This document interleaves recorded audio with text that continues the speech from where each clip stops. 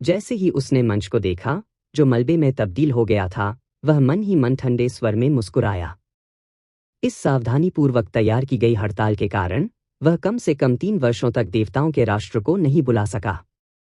यह आदिम सम्राट खजाना एक अर्ध सम्राट को भी गंभीर रूप से घायल कर सकता है, इससे भी अधिक एक महान ग्रैंड मास्टर स्तर के मार्शल ऋषि।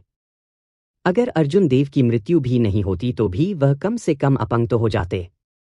क्षमा करें, मेरा हमला बहुत भारी था और मैंने गलती से इस मार्शल गॉड पैलेस के मंच को बर्बाद कर दिया, कृषिव ने दूर बैठे बुजुर्गों से उदासीन आवाज में कहा, एक मुट्ठी को सलामी देते हुए। यह राजा सम्मेलन समारोह यहीं समाप्त हो जाना चाहिए। क्या यह ऐसे ही खत्म होने वाला था? उपस्थित सभी किसान असंतुष्ट महसूस कर रहे थे। उन्होंने अर्जुन देव को लगातार 3 लोगों को हराते हुए देखा था और सोचा था कि उनके पास जीत का मौका है। हालांकि कृषिव के बिजली के तेज हमले ने सभी के दिलों में नई जलाई गई आशा को बुझा दिया। देवताओं का राष्ट्र एक आदिम सम्राट खजाना था। यह एक बहुत शक्तिशाली सर्वोच्च खजाना था जो अनगिनत पीढ़ियों से चला आ रहा था। दुनिया में बहुत कम लोग इसकी बराबरी कर सकते हैं। कृषिव ने अपनी सारी मानसिक ऊर्जा को खत्म कर दिया। 3 साल तक सम्राट ग्रेट गुप्त खजाने की छवि को बुलाने में सक्षम नहीं होने की कीमत चुकाई। जब देवताओं की राष्ट्र की छवि मजबूत हो गई तो इसका चरम हमला एक अर्ध सम्राट को भी गंभीर रूप से घायल कर सकता था। हालांकि यह सिर्फ सिद्धांत में था। एक सच्ची लड़ाई में एक अर्ध सम्राट कृषिव को तैयारी के लिए इतना समय नहीं देगा। दूसरे शब्दों में, कृषि को केवल ऐसा अवसर इसलिए मिला क्योंकि स्वराज, ज्वालानी और उपेंद्र ने अर्जुन देव को विलंब किया। अन्यथा आमने सामने की लड़ाई में यह कहना मुश्किल होगा कि कौन जीतेगा। यह समाप्त हो गया। समारोह की मेजबानी करने वाले काले कपड़े पहने बूढ़े व्यक्ति ने अपने हाथ में एज़्योर ड्रैगन किंग प्रतीक चिन्ह को देखा और बुदबुदाया, कीमत वास्तव में बहुत बड़ी है। मंच मलबे में बदल गया था और अर्जुन देव ने भुवि देव से प्रतीक चिन्ह छीन लिया था, जिनसे 3 पवित्र गुरुओं को बहुत उम्मीदें थीं। अब काले कपड़े पहने बूढ़े व्यक्ति को नहीं पता था कि प्रतीक चिन्ह कहाँ उतरा था। एक निश्चित नाम को फिर से प्रकट होने से रोकने के लिए भुगतान की गई कीमत बहुत अधिक थी। कृषिव की अंतिम हड़ताल बहुत अतिरंजित थी। अर्जुन देव का नुकसान अवांछनीय नहीं था। अवांछनीय है या नहीं, यह बहुत दुर्भाग्यपूर्ण है। अर्जुन देव ने रास्ते में बहुत कड़ा संघर्ष किया, अब तक लड़ते रहे। कई उत्कृष्ट प्रतिभाएं सभी उनकी कृपाण में गिर गईं। हालांकि वह अंतिम मैच में हार गए। यह निराशाजनक है। अंत में एक चमत्कार प्रकट नहीं हो सका। उन्होंने कहा, भले ही अर्जुन देव ने हमले का खामियाजा भुगता, लेकिन मेरा मानना है कि अपने मजबूत शरीर के साथ वह मरा नहीं है। हालांकि वह शायद पहले ही अपनी सारी युद्ध क्षमता खो चुका था। धीमी आवाजों में चर्चा की गई। अंतिम चरण में ही अर्जुन देव कृषिव के चरणों में गिर पड़े। भीड़ को लगा कि यह अप्रत्याशित और कारण दोनों था। वीआईपी सीटों पर वैदेही ने चुपचाप अपनी आंखों के एक कोने से आंसू पोंछ लिया। राजा होने की इस राह पर अर्जुन देव को कितनी कठिनाई का सामना करना पड़ा था। अंत में यह परिणाम था। यहां तक कि अगर वह कुछ अस्थायी से बच गया तो वह बेहद निराश होगा। असुर रेस के सुशांत लैन ने कुछ अटपटा अंदाज में अपना मुंह खोला, कुछ कहना चाह रहा था। अंत में उन्होंने कुछ नहीं कहा। अर्जुन देव के साथ अच्छे संबंध रखने वाले सभी लोगों ने परेशान भाव दिखाए। वे सभी अंतहीन आहें भर रहे थे। हाँ, अप्रत्याशित रूप से जब मैं बहुत मुश्किल से वापस आया तो मुझे ऐसा दृश्य दिखाई दिया। अंत में मैं, भुवि देव, इस राजा सम्मेलन समारोह में आखिरी हंसी है। सभी ने घावों से ढकी एक दयनीय आकृति को हवा से तेजी से उतरते देखा। यह भुवि देव थे जिन्हें अर्जुन देव ने दूर फेंक दिया। भुवि देव चोटों के बावजूद वापस आ गए थे। उसने अपने कपड़े बदलने का समय भी नहीं लिया। हालांकि जैसे ही वह वापस आया, उसने अर्जुन देव को देवताओं के राष्ट्र द्वारा कुचलने का दृश्य देखा। वह तुरंत बेहद खुश महसूस कर रहा था। कभी कभी खुशी इतनी सरलता से आती थी। काले कपड़े पहने बूढ़ा भी इसी तरह खुश था। वह व्हाइट टाइगर किंग के प्रतीक चिन्ह की खोज के लिए जल्दी से मलबे की ओर चला गया। ठीक इसी समय मंच के असीम मलबे से सुनहरी रोशनी की एक छोटी सी किरण आई। अगले ही पल में बारिश के बाद वसंत बांस की तरह सुनहरी रोशनी की और किरणें बाहर निकलीं। पलक झपकते ही सुनहरी रोशनी की 10,000 किरणें आकाश में उड़ गईं। वे इतने चकाचौंध थे कि कोई भी उन्हें सीधे नहीं देख सकता था। भुवि देव के चेहरे पर सदमा दिखाई दिया। क्या चल रहा है? जाने की तैयारी कर रहे कृषिव के हाव भाव थोड़े बदल गए। उसकी आंखों में संदेह टिमटिमा गया क्योंकि वह हवा में रुका, वहां मंडरा रहा था। बूम! मलबे से सुनहरी आकृतियों की एक भीड़ उभरी और उज्ज्वल प्रकाश बिखेर रही थी। ये सभी सुनहरी आकृतियां अलग अलग दिखती थीं, अपने हाथों में अलग अलग हथियार पकड़े हुए थीं। केवल समानता उन पर राजा की शक्ति थी। जब इन सैकड़ों आकृतियों की ताकत विलीन हो गई तो हर किसी के दिलों में डर पैदा हो गया।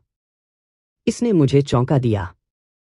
यह पता चला कि यह केवल राजा की मूर्तियों का समूह है। स्थिति देखकर भुवि देव ने राहत की सांस ली। उन्होंने सोचा था कि अर्जुन देव वापस आ गए हैं। यह सही नहीं है। कृषिव के हाव भाव काफी बदल गए।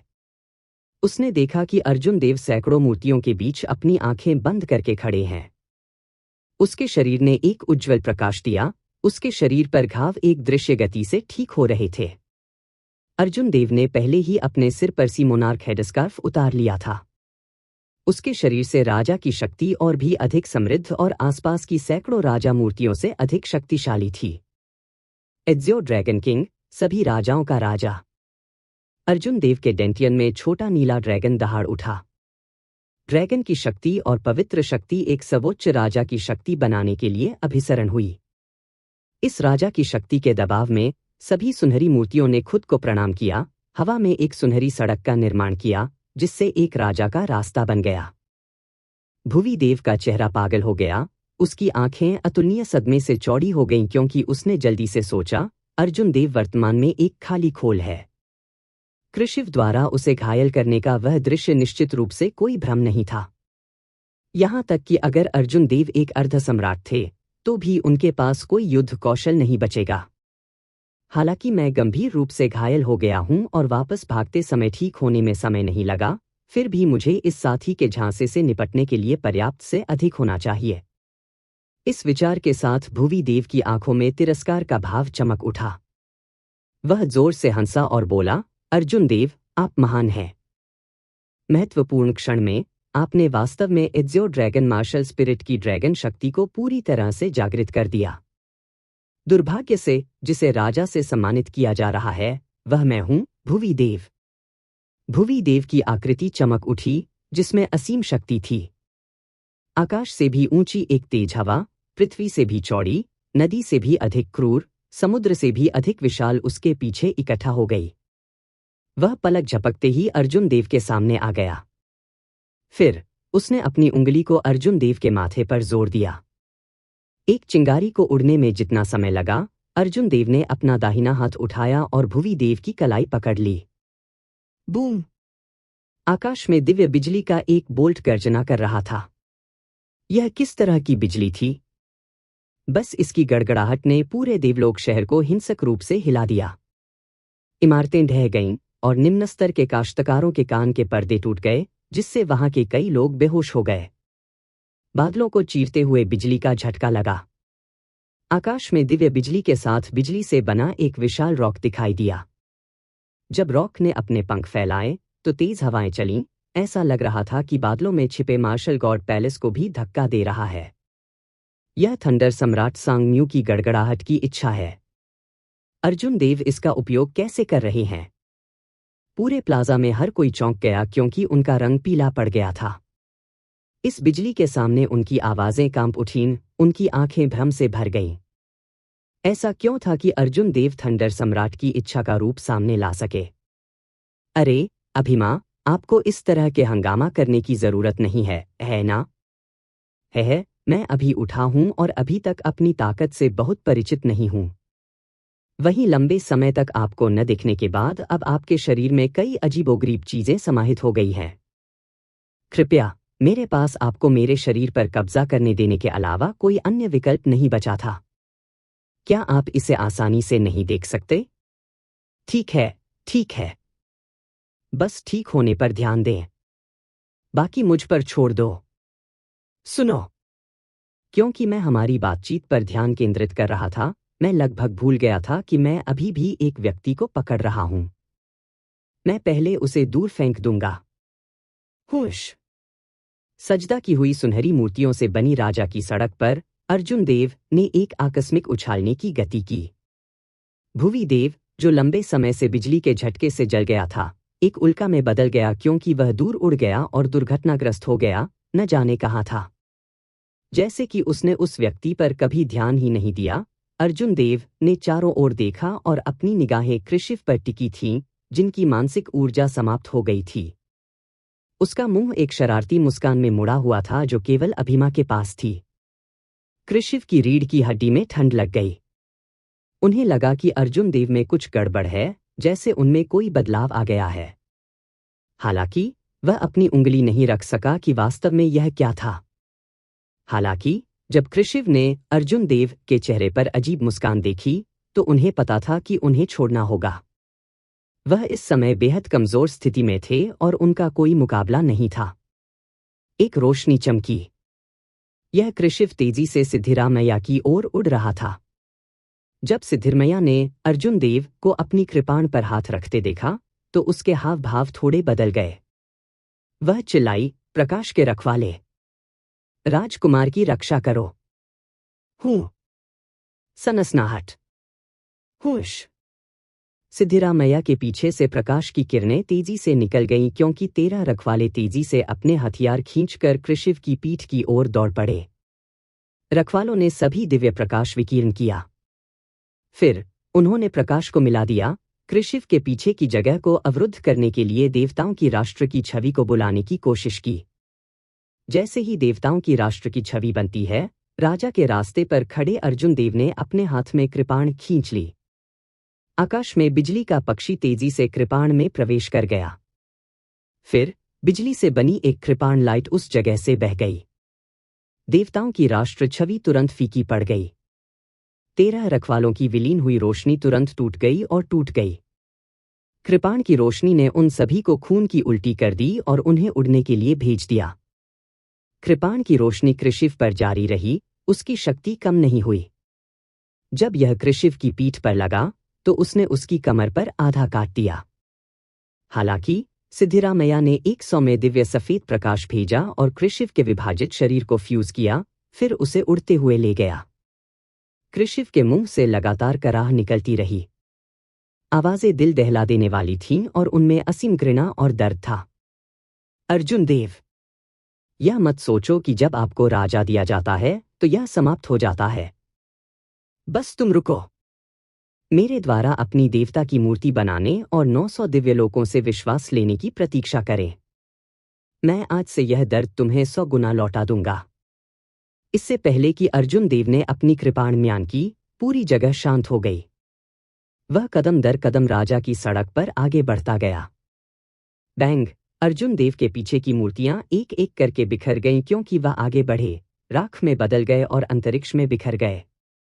यह ऐसा था जैसे गिरी हुई मूर्तियां उन सभी लोगों का प्रतिनिधित्व करती हैं जिन्हें अर्जुन देव ने यहां अपने रास्ते पर मार डाला या हराया था। जो लोग मुझे हराना चाहते हैं, वे मुझसे हार जाएंगे। जिन्हें मैं हराना चाहता हूं, उनमें से कोई भी बच नहीं सकता। जब अर्जुन देव ने अंतिम कदम उठाया तो सभी मूर्तियां चकनाचूर हो गईं। उसके पीछे सुनहरी धूल फैल गई, हवा को कई रंगों से भर दिया और बेहद खूबसूरत लग रही थी। धूल ऐसे उठ गई जैसे कोई नई मूर्ति बनने वाली हो। बॉक्स में एज़्यो ड्रैगन किंग का प्रतीक चिन्ह, काले कपड़े पहने बूढ़ा व्यक्ति था, अंतहीन रूप से कांप रहा था। उसने बॉक्स को दबाने की पूरी कोशिश की लेकिन कोई फायदा नहीं हुआ। प्रतीक चिन्ह उछलकर अर्जुन देव के सीने की ओर उड़ गया। एक नीली रोशनी चमकी और उसके सफेद वस्त्रों में विलीन हो गई। अर्जुन देव के सफेद वस्त्र भ्रम में बदल गए। जल्द ही यह एक शानदार नीला युद्ध कवच में बदल गया। छाती पर ड्रैगन के आकार का प्रतीक चिन्ह बहुत प्रमुख लग रहा था।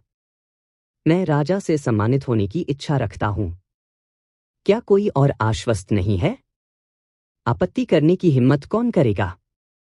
अर्जुन देव ने कृषि को भी आधा काट दिया। अब आगे बढ़ना मौत को दावत देने जैसा ही होगा। काफी देर बाद भी किसी ने जवाब नहीं दिया।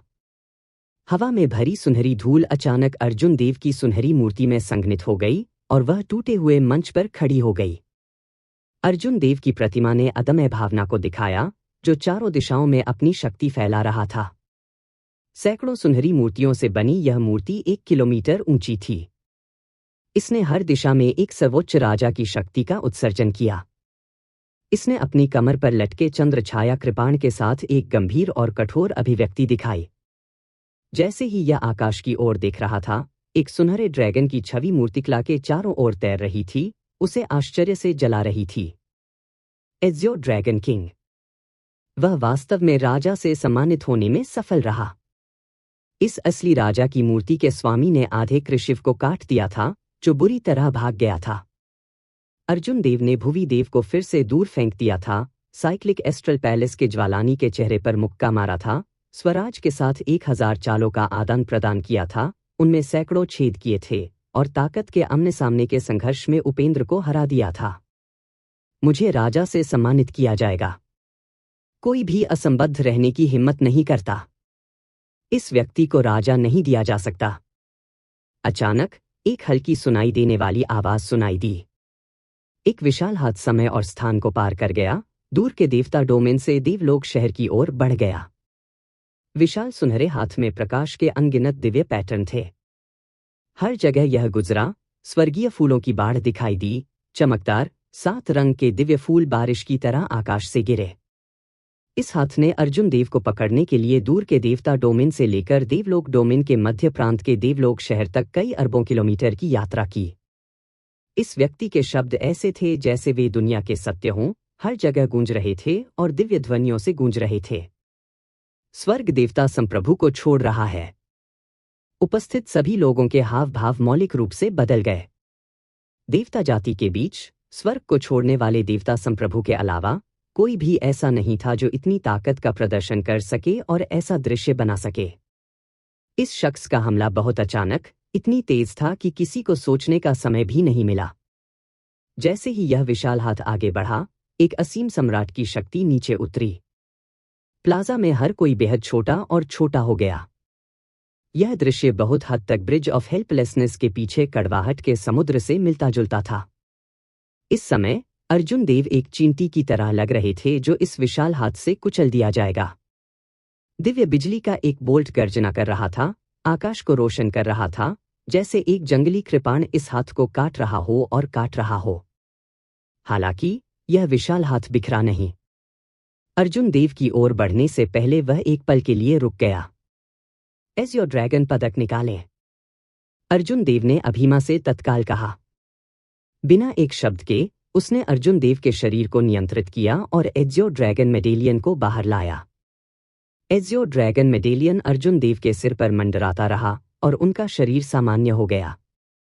फिर वह हवा में छलांग लगा और आकाश से गिरने वाले इस विशाल दिव्य हाथ के हमले से बच गया।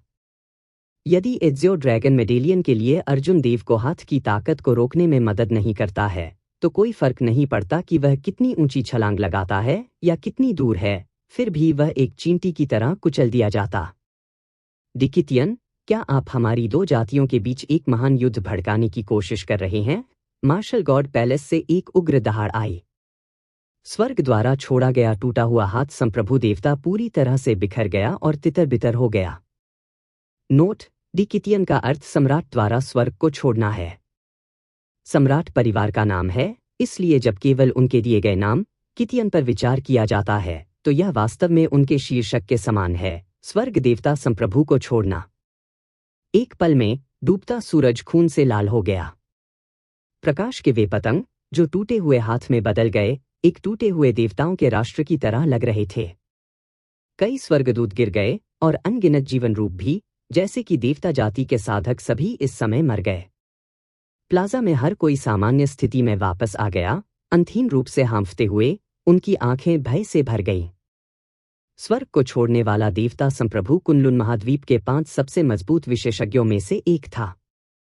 अरबों किलोमीटर दूर से भी वह चींटियों को कुचलने की तरह लोगों को मार सकता था।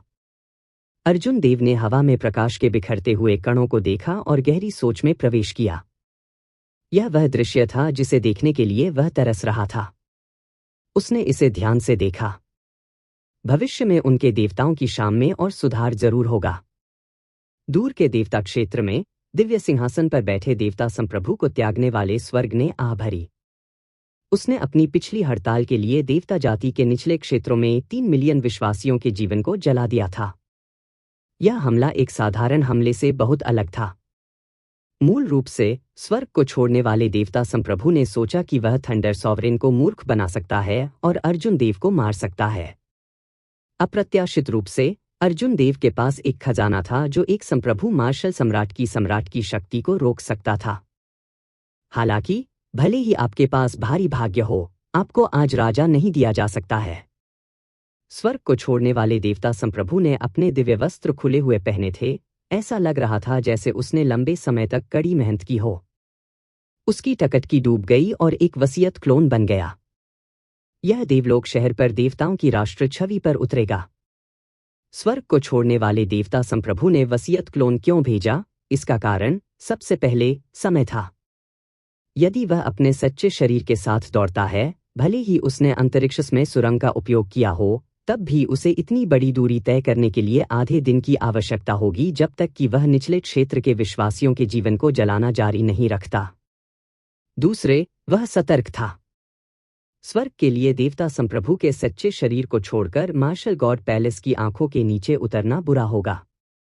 देवलोक शहर के आसमान में एक धुंधली सफेद रोशनी ने स्वर्ग को देवता संप्रभु की इच्छा को छोड़ दिया, जिससे किसी को भी उसकी उपस्थिति स्पष्ट रूप से देखने की अनुमति नहीं मिली। थंडर सॉवरेन, आप ही हैं जो युद्ध भड़का रहे हैं, मैं नहीं। इस व्यक्ति को बिल्कुल राजा नहीं दिया जा सकता है। स्वर्ग को छोड़ने वाले देवता संप्रभु ने बादलों की ओर देखा, जैसे वह वास्तविकता और भ्रम के बीच में उस मार्शल गॉड पैलेस से बात कर रहा हो। पीठ ने कहा, यदि आप कहते हैं कि उसे प्रदान नहीं किया जा सकता तो उसे प्रदान नहीं किया जा सकता।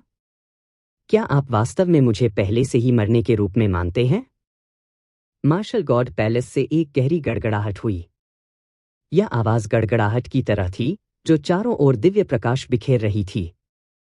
क्या होगा यदि आप मुझे जोड़ते हैं? आसमान में भूतिया कोहरा छा गया। तभी एक सौम्य दिखने वाला, अधेड़ उम्र का दिखने वाला, पीली त्वचा वाला और सफेद कपड़े पहने हुए धीरे धीरे आसमान से उतरा। और मैं भी। काले युद्ध कवच पहने और एक विशाल कुल्हाड़ी पकड़े हुए एक हट्टा-कट्टा आदमी क्षितिज से चला गया। East mountain ghost monarch. स्वर्ग लाश को दंडित करता है। प्रमुख पात्रों के 1 और 2 क्लोन दिखाई दिए। यह स्थिति अब कुछ ऐसी नहीं थी जिसमें अर्जुन देव हस्तक्षेप कर सकते थे।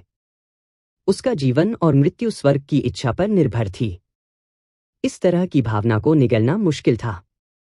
अभिमा, क्या आपको लगता है कि मैं किसी दिन इन लोगों के समान स्तर तक पहुंच सकता हूं? इस दुनिया में कुछ भी असंभव नहीं है। राजा से सम्मानित होने की आपकी राह अभी शुरू हुई है। किसी दिन आप न केवल इन लोगों के स्तर तक पहुंचेंगे बल्कि उनसे आगे निकल जाएंगे और उनके साथ चींटियों की तरह व्यवहार करेंगे। कुछ प्रमुख पात्र अर्जुन देव के भाग्य पर चर्चा करने के लिए देवलोक सिटी में उतरे।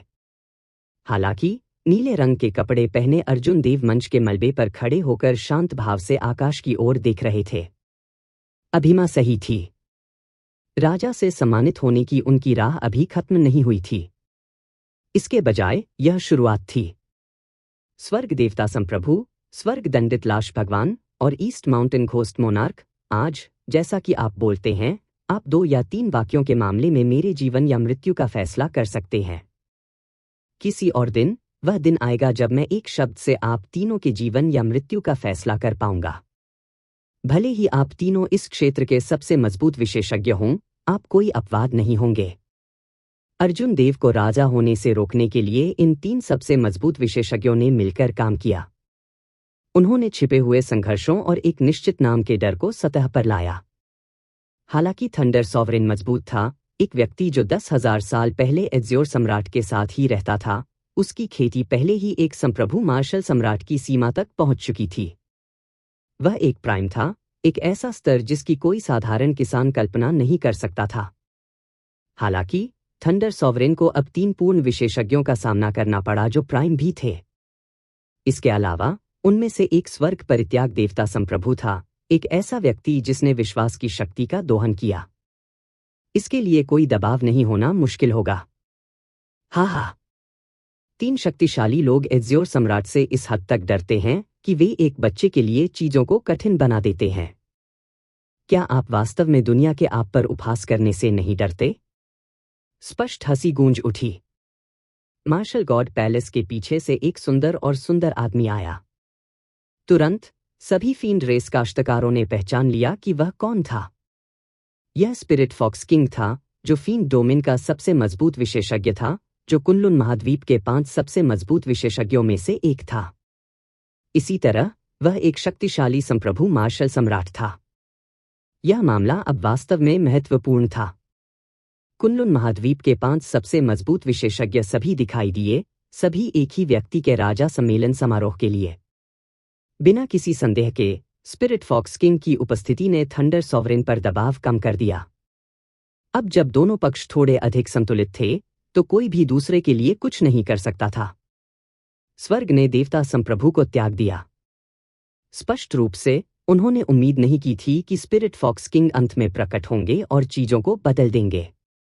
स्पिरिट फॉक्स किंग, भले ही आप यहां हों, यह बेकार है। चाहे कुछ भी हो, उसे राजा नहीं दिया जा सकता है। मैं एक और नीला सम्राट की उपस्थिति की अनुमति नहीं दूंगा। जिस क्षण स्वर्ग छोड़ने वाले देवता संप्रभु ने बात की, ईस्ट माउंटेन घोस्ट मोनार्क और हेवन पनिशिंग कॉर्प्स गॉड ने एक कदम आगे बढ़ाया। अपने दृष्टिकोण के आधार पर वे स्पष्ट रूप से अपना रास्ता मजबूर करना चाहते थे। हम्फ। उस स्थिति में आप इसे आजमा सकते हैं। मुझे राक्षसी आपदा आने से पहले अंत तक खेलने में कोई आपत्ति नहीं है। वह गड़गड़ाहट वाली आवाज एक बार फिर गूंज उठी। थंडर सॉवरेन की आवाज ने आकाश को हिला दिया। बिजली उतरी और अंतरिक्ष को फाड़ दिया, जिससे कई बेहद भयानक पिचकाले आंसू पैदा हो गए। आप। थंडर सॉवरेन का अडियल रुख उम्मीदों से परे था, जिससे स्वर्ग को छोड़ने वाले देवता संप्रभु को घुटन महसूस हुई। हम तीनों किस बात से डरते हैं? मुझे विश्वास नहीं है कि उसका असली शरीर यहाँ है। मुझे यह भी विश्वास नहीं है कि 3 पवित्र गुरु हमारे खिलाफ कार्य करने का विकल्प चुनेंगे। यह सिर्फ एक सड़ा हुआ बूढ़ा आदमी है। तुम सबको देखो, उससे बहुत डरता हूं। स्वर्ग दंडात्मक लाश भगवान को बेहद तिरस्कारपूर्ण महसूस हुआ। उसने ठंडे स्वर में कहा, बस हमला करो। हमारे पास जीत की 80% संभावना है। हालांकि स्वर्ग को दंडित करने वाले शव भगवान ने हमला करने के लिए कहा, लेकिन उसने ऐसा करने का कोई संकेत नहीं दिखाया। आखिरकार, अंत में, यह सिर्फ एक बातचीत की रणनीति थी। वह अभी भी कुछ सतर्क महसूस कर रहा था। यहां तक कि अगर उन्होंने अर्जुन देव को नहीं मारा, तो वे कम से कम थंडर सॉवरेन को एज़्योर ड्रैगन किंग की उपाधि को रद्द करने के लिए मजबूर करेंगे। उस स्थिति में इसे आजमाएं। हमला। थंडर सॉवरेन के बोलने के ठीक बाद देवलोक प्लाजा में माहौल तुरंत मौलिक रूप से अलग हो गया। कुछ लोग पहले से ही फिसलने लगे थे, इस डर से कि कोई बड़ी लड़ाई होगी। अगर वे नतीजों में बह गए तो यही होगा। जब माहौल बेहद तनावपूर्ण हो गया, जब वे संप्रभु मार्शल सम्राट बात करते करते थकने लगे, तो ऊपर आकाश से एक विशाल सूरज उतरा। साथ ही सम्राट की शक्ति ने ग्रैंड सुप्रीम स्काई शब्दों के बारे में सोचने पर मजबूर कर दिया। ये 5 सबसे मजबूत संप्रभु मार्शल सम्राटों की तुलना में कमजोर नहीं होगा। यह क्लोन एक गंभीर और कठोर मुस्कान दिखाएगा क्योंकि यह धीरे धीरे सूरज के साथ उड़ गया। क्या चल रहा है? कुनलुन महाद्वीप में 5 सबसे मजबूत संप्रभु मार्शल सम्राटों से कमजोर एक और विशेषज्ञ कैसे है?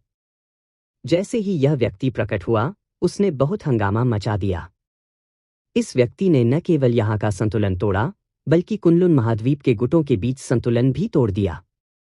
वसीयत क्लोन जो अचानक प्रकट हुआ, उसने एक प्रधान सम्राट की शक्ति उत्पन्न की जो 5 सबसे मजबूत विशेषज्ञों से कमजोर नहीं थी।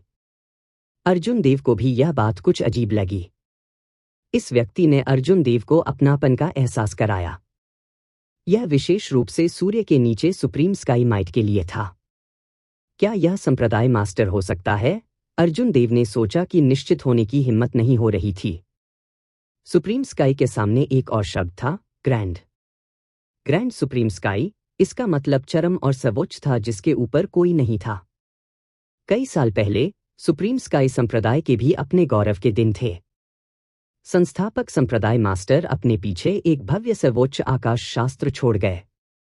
इस साधना तकनीक ने एक कृषक को स्वर्ग की ओर से दाव का प्रयोग करने के लिए खुद को स्वर्गीय दाव के रूप में प्रकट करने की अनुमति दी।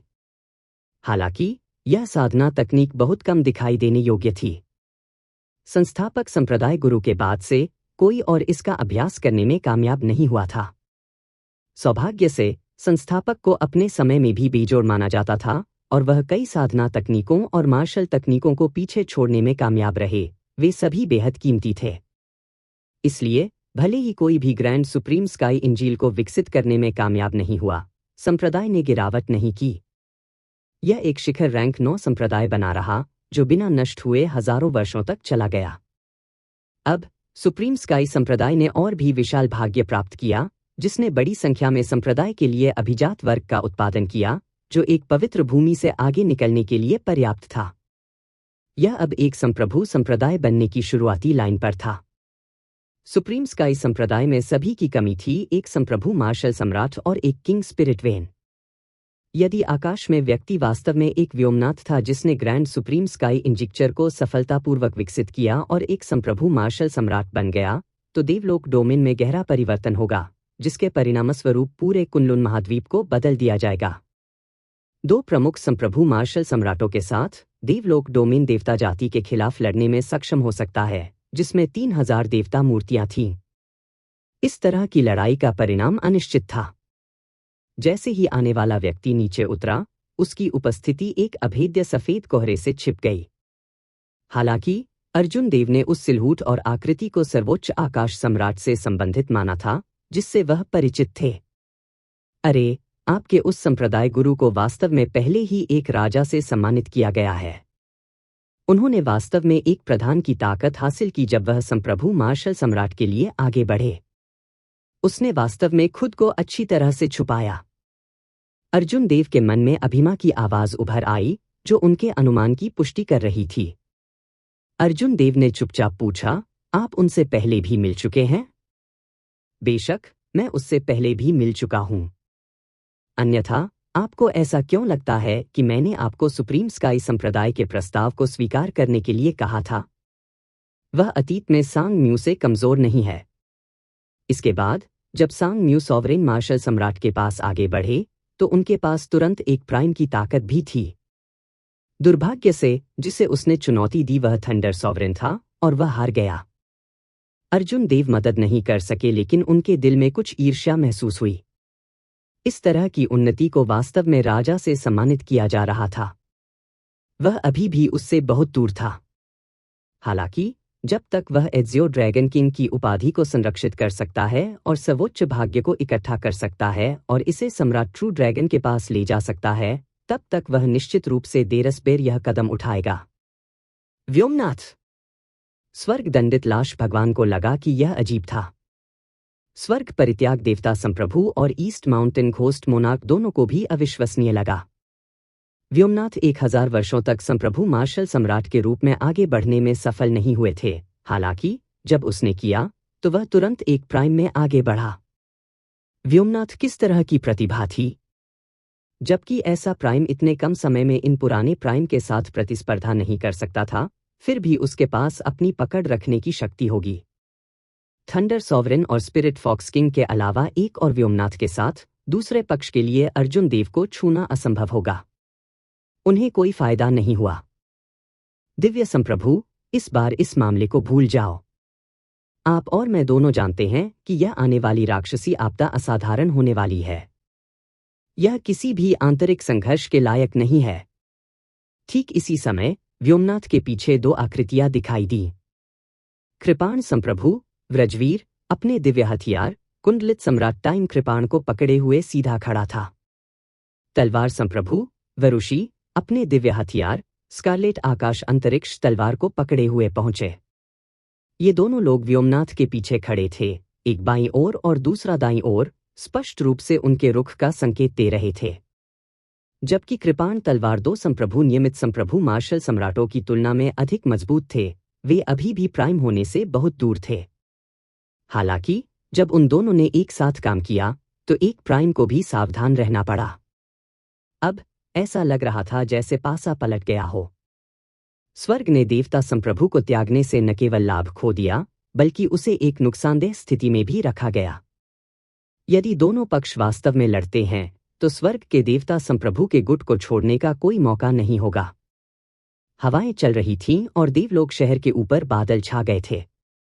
कुनलुन महाद्वीप के लगभग सभी सबसे मजबूत विशेषज्ञ इकट्ठे हुए थे। कौन उम्मीद कर सकता था कि एक मानव राजा सम्मेलन समारोह पूरे कुनलुन क्षेत्र को स्थानांतरित कर देगा, इसे लगभग बदल देगा। राजा से सम्मानित जितने भी लोग हैं, उनमें से केवल अर्जुन देव ही ऐसी स्थिति पैदा कर सकते थे। क्या आप अभी भी हाथापाई नहीं करने जा रहे हैं? क्या आपको लगता है कि आप यहां खड़े होकर खुद को शर्मिंदा नहीं कर रहे हैं? प्राइम्स के पूरे इतिहास में केवल आप तीनों ने एक जूनियर पर दबाव डालने की हिम्मत की है। गड़गड़ाहट की आवाज ने फिर से आकाश को हिला दिया। थंडर सॉवरेन की अशिष्ट आवाज एक बार फिर गूंज उठी, इस बार तिरस्कार से भरी हुई। हम्फ। थंडर सॉवरेन, आइए देखें कि आप कितने समय तक जीवित रह सकते हैं। आइए देखें कि आप इस आदमी को कब तक ढाल सकते हैं। स्वर्ग ने देवता को त्यागते हुए संप्रभु की आवाज क्रोध से कांप उठी। दूसरे एज्योर सम्राट के उदय के साथ कुनलुन क्षेत्र पर शासन करने वाली देवता जाति की उनकी भव्य योजनाओं में काफी देरी होगी। हाँ, लिटिल कितियन, जब मुझे राजा प्रदान किया गया था तो आपके दादा का जन्म भी नहीं हुआ था। चूंकि तुमने मुझसे इस तरह बात करने की हिम्मत की, इसलिए तुम्हें आज लौटने की कोई जरूरत नहीं है। मार्शल गॉड पैलेस से आते हुए थंडर सॉवरेन की हंसी हजारों वज्रों की तरह एक साथ दुर्घटनाग्रस्त हो रही थी। आकाश तुरंत एक झरने की तरह बन गया, अंतरिक्ष में दरारों का एक झरना। अनगिनत स्वर्गीय फीनिक्स तावीज लिपियों के साथ टिमटिमाते हुए एक लाल रंग का बिजली का हथौड़ा स्वर्ग की ओर उड़ गया, देवता संप्रभु की इच्छा क्लोन को छोड़ दिया। Phoenix blood thunder divine hammer. स्वर्ग ने देवता संप्रभु की अभिव्यक्ति को छोड़ दिया, थोड़ी बदल गई। उसने जल्दी से देवताओं की राष्ट्र की छवि को अपने नीचे ले जाया। हालांकि उन्हें अचानक पता चला कि देवताओं की राष्ट्र छवि ने उनकी आज्ञा का पालन करना बंद कर दिया था। एक नज़र के साथ असीम, ईथर और अत्यंत विशाल मार्शल गॉड पैलेस अचानक जाग गया। सबसे पहले सभी की आंखों के सामने मार्शल गॉड पैलेस एक आदिम सम्राट खजाना था। शायद वास्तविक देवताओं का राष्ट्र इसे हराने में सक्षम हो सकता है। हालांकि यह सिर्फ एक छवि थी, उसके जीतने का कोई रास्ता नहीं था। यह सिर्फ एक वसीयत क्लोन है। तो क्या हुआ अगर आप इसे मार दें?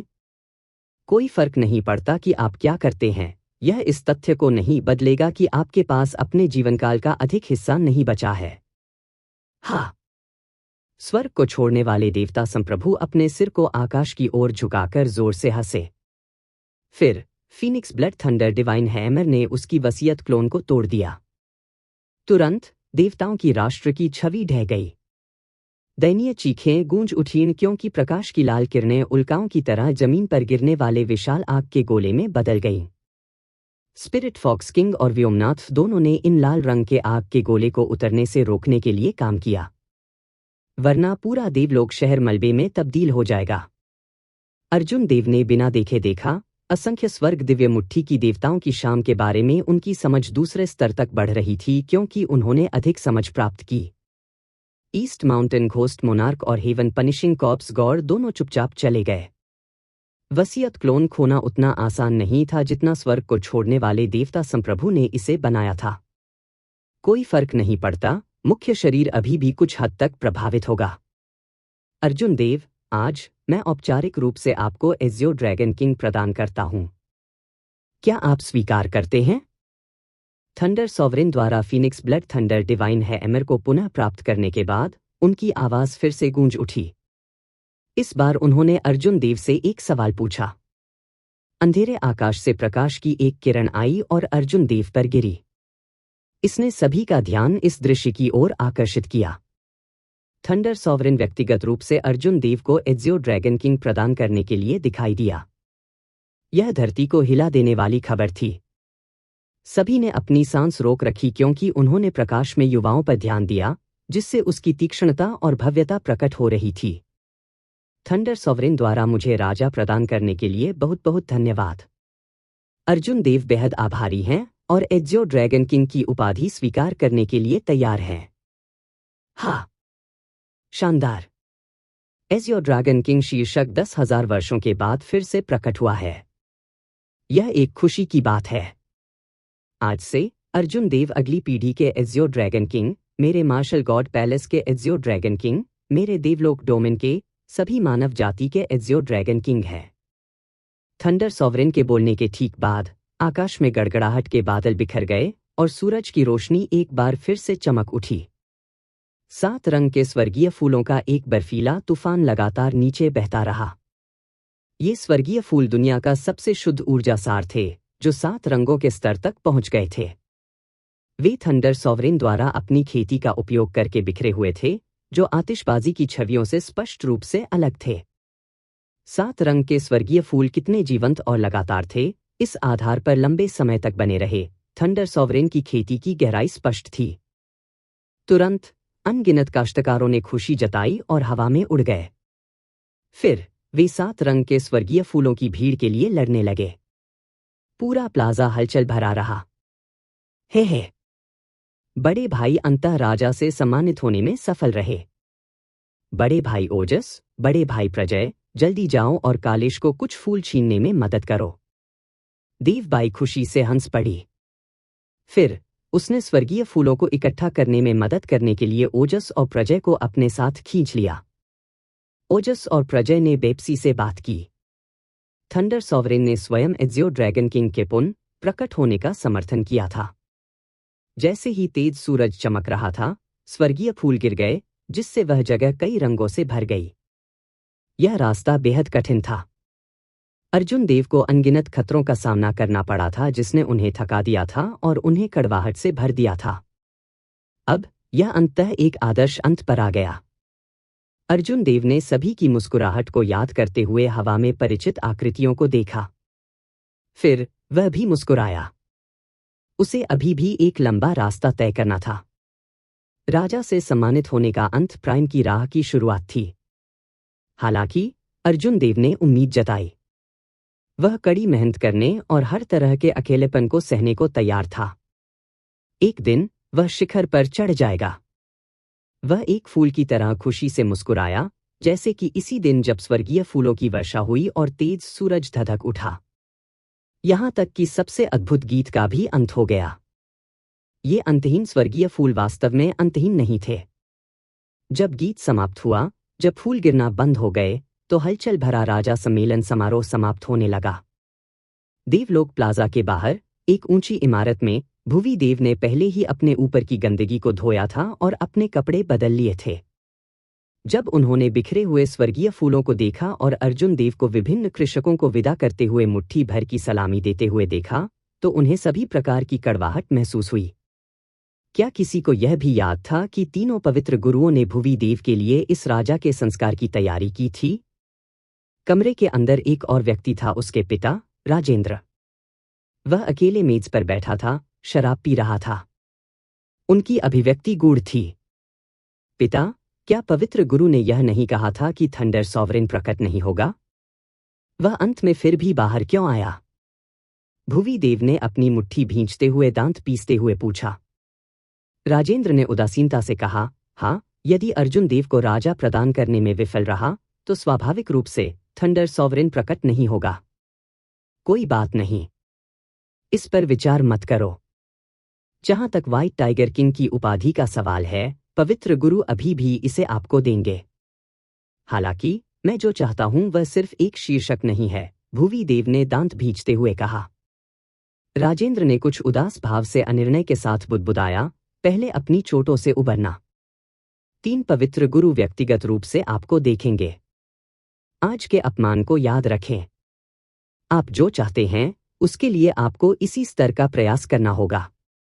भुवी देव चौंक गया, उसे अपने चेहरे पर दिखा रहा था। तीन पवित्र गुरु उसे व्यक्तिगत रूप से देखने जा रहे थे। पवित्र गुरु पवित्र भूमि में एक सर्वोच्च अस्तित्व था। यहां तक कि एक पवित्र वंशज के रूप में उन्हें शायद ही कभी उन्हें देखने का मौका मिला। अब तीनों पवित्र गुरु एक साथ उनसे मिलने जा रहे थे। क्या अभी भी स्थिति को बदलने का मौका मिल सकता है? ज्यादा मत सोचो। अर्जुन देव को राजा दिए जाने का मामला पहले से ही पत्थर में सेट हो चुका है। इसे कुछ भी नहीं बदल सकता। केवल एक ही जो बदल सकता है वह आप स्वयं हैं। यह आपके लिए एक मौका है, इसे ठीक से समझो, राजेंद्र ने जाने से पहले कहा। देवलोक प्लाजा में अभिमा अब अर्जुन देव के शरीर को नियंत्रित नहीं कर रही थी। वह अमर आत्मा की अंगूठी में लौट आई थी और वहीं रुकी थी। जब उसने अपने शरीर पर नियंत्रण हासिल कर लिया तभी उसे समझ में आया कि वह कितना गंभीर रूप से घायल था। कृशिव का वह अंतिम हमला वास्तव में हताश और निर्दयी था। यहां तक कि अर्जुन देव के रैंक 4 ऋषि शरीर के साथ उन्हें गंभीर चोटें आई थीं और वह पूरी तरह से कमजोर होकर मृत्यु के कगार पर थे। यदि अभिमा के अचानक जागरण नहीं होता तो अर्जुन देव का राजा प्राप्त करने का मार्ग वहीं समाप्त हो जाता। अर्जुन देव ने अपने हाथ पैर फैलाए। उन्होंने महसूस किया कि स्वस्थ होने के लिए कम से कम आधे महीने के बिना उनका शरीर चरम स्थिति में वापस नहीं आ पाएगा। यह आपकी प्रदत्त भूमि और आपका राजा पदक है। काले कपड़े पहने बूढ़ा आगे बढ़ा और अर्जुन देव को एक नक्शा और एक पदक दिया। फिर वह जल्दी से गायब हो गया, इस डर से कि अर्जुन देव उसके लिए चीजों को मुश्किल बना देगा। अर्जुन देव बिना किसी परवाह के मुस्कुरा दिया। वह यह देखने की जल्दी में नहीं थे कि उन्हें दी गई भूमि कहाँ है। फिर वह वैदेही के साथ सुप्रीम स्काई संप्रदाय की युद्धपोत पर सवार हो गए। मैं पहले ठीक होने में कुछ समय बिताऊंगा। वरिष्ठ बहन, कृपया अभी के लिए किसी भी यात्रा को अस्वीकार करने में मेरी मदद करें। उन्हें मुझे बाधित करने से रोकें, अर्जुन देव ने जहाज पर चढ़ने के तुरंत बाद कहा।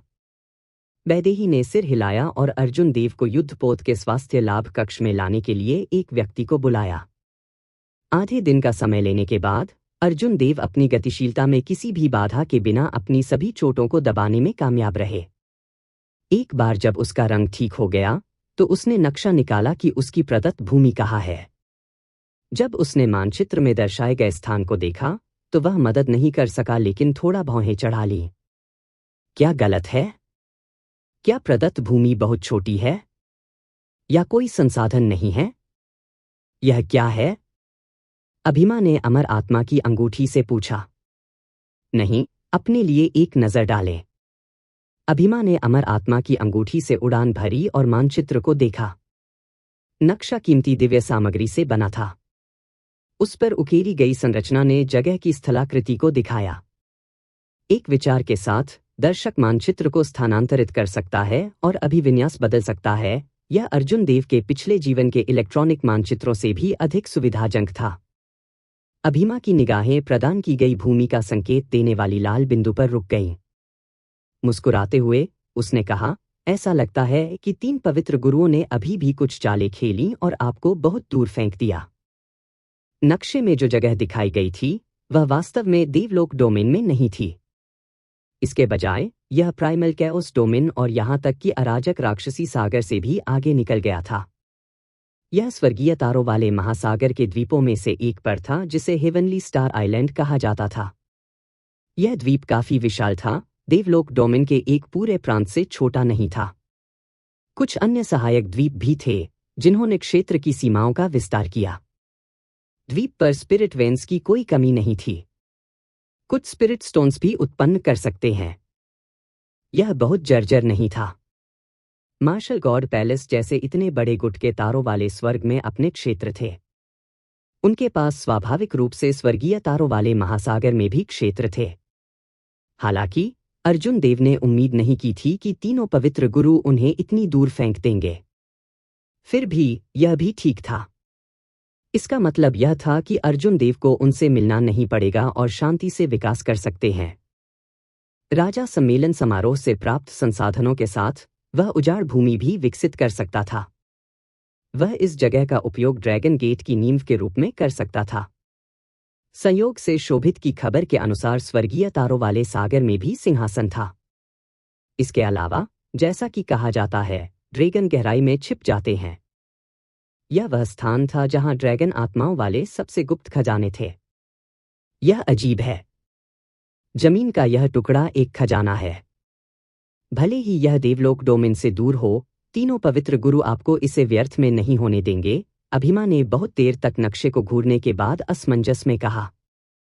अर्जुन देव ने नक्शा वापस लिया और गहरी सोच में डूब गया। वह उसके तर्क से सहमत था। 3 पवित्र भूमि को इतनी बड़ी शर्मिंदगी का कारण बनने के बाद वे उसे इस तरह से लाभ कैसे होने दे सकते थे?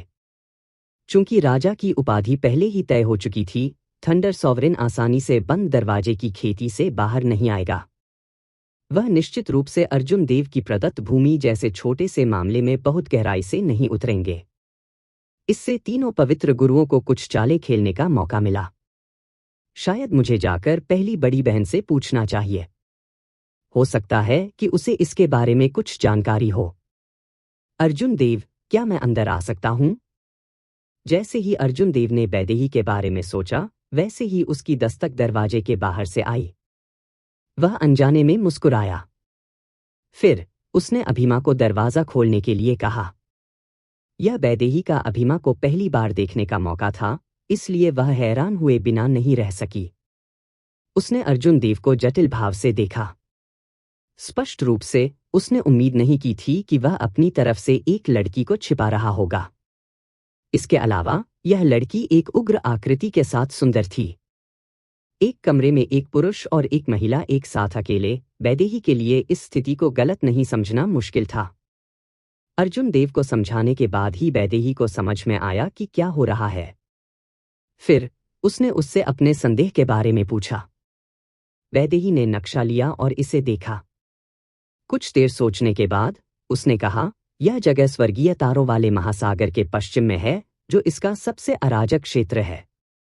अन्य क्षेत्रों के विपरीत इसका कोई अधिपति नहीं है, जिसमें उत्तरी सागर गठबंधन या चक्रीय सूक्ष्म महल है।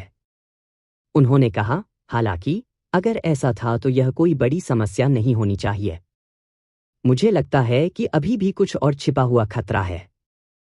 जहां तक बारीकियों की बात है, आपको यह जानने के लिए वहां जाना होगा।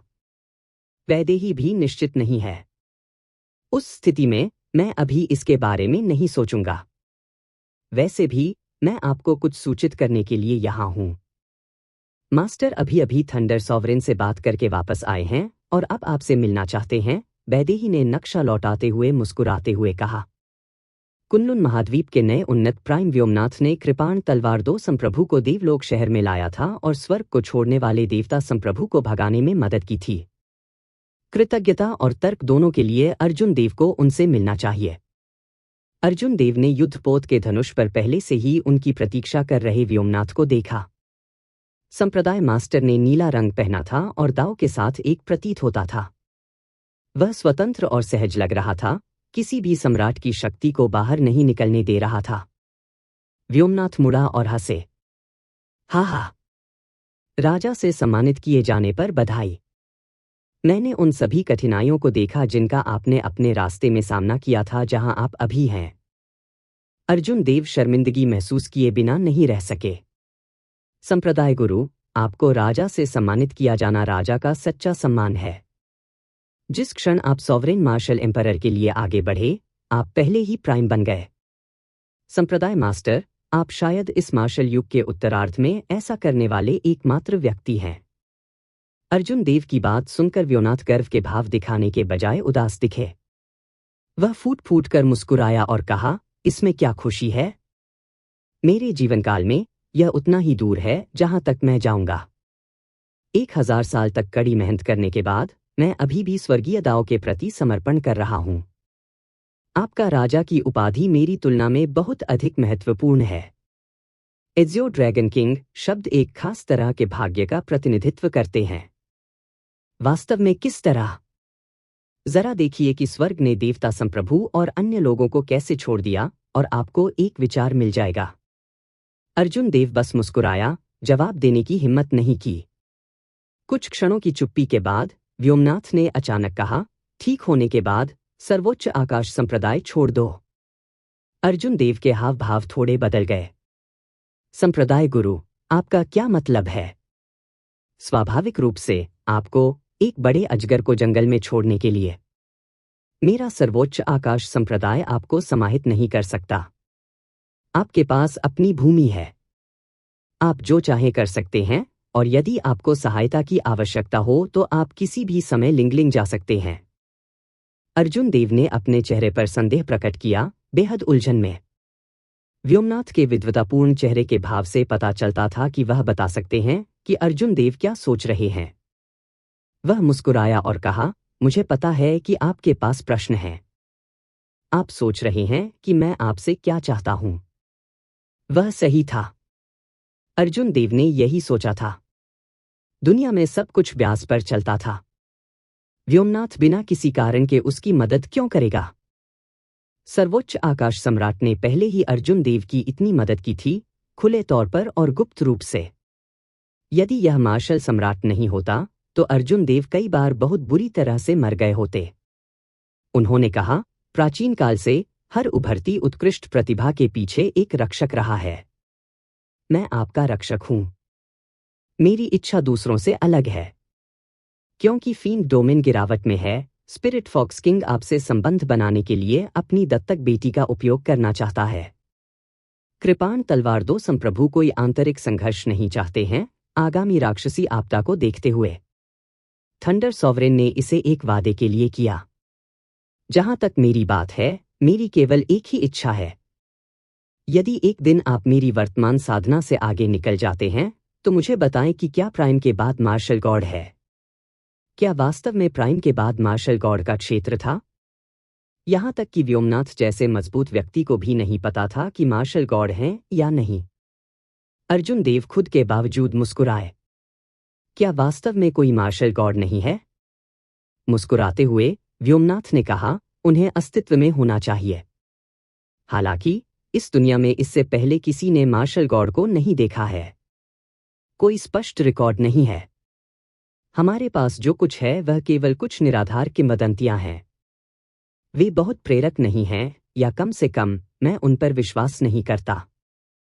संप्रदाय मास्टर, आप एक उत्कृष्ट प्रतिभा हैं, लेकिन आप मार्शल सम्राट क्षेत्र को तोड़ने में असमर्थ हैं। आप क्यों मानते हैं कि मैं करूंगा? अर्जुन देव ने उलझन में पड़ते हुए पूछा। व्योमनाथ ने मुस्कुराने और सुझाव देने से पहले कुछ देर सोचा, क्योंकि आप एज्योर सम्राट के वंशज हैं। एज्योर सम्राट नाम के कारण? कोई फर्क नहीं पड़ता कि एज्योर सम्राट कितना मजबूत था, फिर भी वह अंत में मर गया। अर्जुन देव ने कुछ असहाय होकर जवाब दिया। व्योमनाथ बिना जवाब दिए मुस्कुरा दिया। थोड़ी देर बाद उन्होंने अर्जुन देव को औषधीय गोलियों की एक बोतल दी। यहां 10 स्वर्गीय सार गोलियां हैं। ये किंग ग्रेड औषधीय गोलियां हैं। आपके शरीर की ताकत को देखते हुए, यदि आप इस गोली को खाते हैं तो आपकी चोटें तेजी से ठीक होनी चाहिए। इसे मेरी ओर से एक छोटा सा बधाई उपहार माने। अर्जुन देव ने बोतल खोली और खुशबू को सूंघा। फिर उसने मौके पर ही एक गोली निगल ली। उसके आंतरिक अंगों को तुरंत ठंडक महसूस हुई। उनकी क्षतिग्रस्त कोशिकाएं और फटे मेरिडियन सभी बहुत तेजी से ठीक हो गए। व्योमनाथ का वर्णन एक बड़े पैमाने पर खामोशी थी। वह भूमि कहाँ है जो मार्शल गॉड पैलेस ने आपको प्रदान की थी? स्वर्गीय सितारा द्वीप। जब व्योमनाथ ने हेवनली स्टार आइलैंड शब्द सुने तो उसने मुस्कुराने से पहले कुछ देर सोचा। स्वर्गीय स्टार द्वीप, यह वास्तव में बहुत दूर है। वह जगह बहुत अराजक है। क्या मैं आपके साथ एक सर्वोच्च बुजुर्ग को भेज दूं? सुप्रीम स्काई संप्रदाय के सभी सर्वोच्च बुजुर्ग कम से कम अर्धसम्राट थे। कुछ प्राचीन लोग मार्शल सम्राट भी थे। जब तक संप्रदाय बड़ी मुसीबत में नहीं होता, वे कड़वाहट से खेती करते रहेंगे। बहुत धन्यवाद, संप्रदाय मास्टर। अर्जुन देव प्रसन्न हुए। वह अभी भी नहीं जानता था कि हेवनली स्टार आइलैंड में कुछ अजीब चल रहा है या नहीं। यदि उसके पास एक अर्धसम्राट उसकी मदद करता है तो इसमें कोई संदेह नहीं है कि उसके लिए बहुत आसान समय होगा। व्योमनाथ ने मुस्कुराते हुए अपना सिर हिलाया और कहा, आप पहले से ही मेरे सर्वोच्च आकाश संप्रदाय के नहीं हैं। यदि आप इसका तिरस्कार नहीं करते हैं तो मुझे बिग ब्रदर नायर कहें। फिर बहुत धन्यवाद, बिग ब्रदर नायर। अगर मैं अर्जुन देव, भविष्य में प्राइम को तोड़ने के लिए भाग्यशाली हूं, तो मैं इस दयालुता का बदला चुकाऊंगा। अर्जुन देव शुरू में चौंक गए।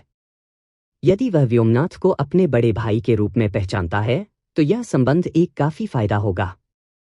हालांकि वह एक सहज व्यक्ति थे। जहां तक व्योमनाथ का सवाल है, वह स्पष्ट रूप से वरिष्ठता पर ध्यान देने वाले विशेषज्ञों में से एक नहीं थे, इसलिए चिंता की कोई बात नहीं थी। अच्छा, मैं तुम्हारा इंतजार करूंगा। व्योमनाथ की आंखों में एक रोशनी चमक उठी। फिर उन्होंने अपना हाथ बढ़ाया, हथेली बाहर निकालकर अर्जुन देव की ओर। अर्जुन देव ने भी इसी तरह से जवाब दिया। शपथ के रूप में हथेलियों पर प्रहार करना, यह पुरुषों के बीच एक वादा था। किसी दिन उन्हें पता चल जाएगा कि क्या वास्तव में दुनिया में मार्शल गॉड थे। मैंने वास्तव में कभी नहीं सोचा था कि व्योमनाथ इतने शुद्ध और एक चित्त व्यक्ति थे। शुरू से ही वह हठपूर्वक अपने रुख से चिपके रहा, आपके पीछे खड़ा था। यह सब सिर्फ इसी एक कारण से था। अर्जुन देव के स्वास्थ्य लाभ कक्ष में लौटने के बाद अभिमा मदद नहीं कर सका, लेकिन आहें भर सका। वास्तव में दूसरों की तुलना में अपने विचारों के प्रति व्योमनाथ का समर्पण काफी शुद्ध था, जिससे दूसरे उनका ईमानदारी से सम्मान करते थे। स्वर्गीय सारगोली का सेवन करने के बाद अर्जुन देव ने पाया कि उनकी चोटें उनकी अपेक्षा से भी तेजी से ठीक हो गईं। 3 दिन से भी कम समय में उनका स्वास्थ्य लाभ पूरा हो जाएगा। उसे यकीन नहीं था कि यह किंग ग्रेड मेडिसिनल पिल के कारण था या उसके मजबूत भौतिक शरीर के कारण। चूंकि उसे अब ठीक होने पर ध्यान केंद्रित नहीं करना था, इसलिए उसके लिए कुछ और करने का समय आ गया था। अब जब राजा सम्मेलन समारोह समाप्त हो गया था, तो स्वाभाविक रूप से सबसे महत्वपूर्ण बात यह थी कि उनके बधाई उपहारों की सूची ली जाए। पहला उपहार अर्जुन देव की पहली वरिष्ठ बहन से था, एक स्वर्गीय बर्फ का मोती, एक अनमोल खजाना जो किसी को सीधे बर्फ का सेवन करने के बाद इसकी इच्छा को समझने की अनुमति देता था। अर्जुन देव ने मुख्य रूप से वज्र की इच्छा की खेती की। हालांकि वसीयत जैसी किसी चीज के लिए स्पष्ट रूप से जितना अधिक उतना अच्छा। बर्फ की अतिरिक्त इच्छा उनके युद्ध कौशल को और अधिक व्यापक बना देगी। भविष्य में यदि उसे किसी भी बर्फ प्रकार की कृपाण तकनीक या खेती की तकनीक का सामना करना पड़ा, तो उसे उन्हें बेचने की आवश्यकता नहीं होगी। वह बस उनका अभ्यास कर सकता था। इसके बाद देवबाई की ओर से महान उपहार था। यह एक पवित्र आत्मा की नस थी। स्पष्ट रूप से अर्जुन देव की वर्तमान साधना के साथ वह उस स्तर तक नहीं पहुंच पाया था जहां वह इसका सेवन कर सके। हालांकि वह अपनी प्रदत्त भूमि पर पवित्र आत्मा की नस का उपयोग कर सकता था। यह और शेष 30 विषम पीक स्पिरिट नसें कुछ कमजोर रैंक 9 संप्रदायों के संचय के बराबर होंगी।